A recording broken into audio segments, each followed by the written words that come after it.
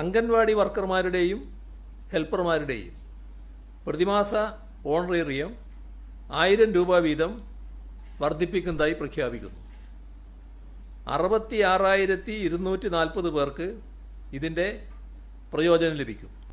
സാക്ഷരതാ പ്രേരക്മാരുടെ അവരെ തുടർ വിദ്യാകേന്ദ്രം നോഡൽ പ്രേരക്മാർ അവരുടെ പ്രതിമാസ ഓണറേറിയം 1000 രൂപയായി വർദ്ധിപ്പിക്കും. ഈ ഇനത്തിൽ പ്രതിവർഷം 5,50,00,000 രൂപയാണ് അധികമായി ചിലവാകുക.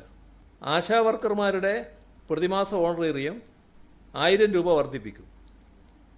26,125 പേർക്കാണ് ഇതിൻ്റെ പ്രയോജനം ലഭിക്കുക. ഈ ഇനത്തിലെ പ്രതിവർഷം 250 കോടി രൂപയാണ് ചിലവാകുന്നത്. സംസ്ഥാനത്താകെ 13,327 പാചക തൊഴിലാളികളാണുള്ളത്.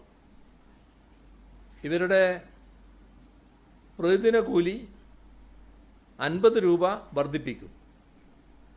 ഈ ഇനത്തിൽ പ്രതിവർഷം 16 കോടി രൂപയുടെ അധിക ചെലവ് വരും. പ്രീ പ്രൈമറി ടീച്ചർമാരും ആയമാരും ഇവരുടെ പ്രതിമാസ വേതനം 1000 രൂപ വർദ്ധിപ്പിക്കുന്നു.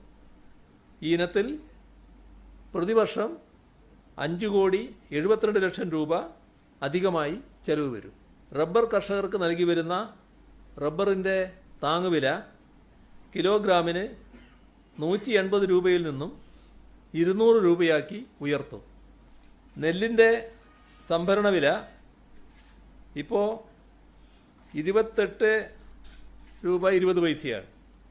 അതിൽ നിന്ന് ആ സംഭരണ വില 30 രൂപയായി വർദ്ധിപ്പിക്കാൻ ഇന്നത്തെ മന്ത്രിസഭാ യോഗം തീരുമാനിച്ചിട്ടുണ്ട്.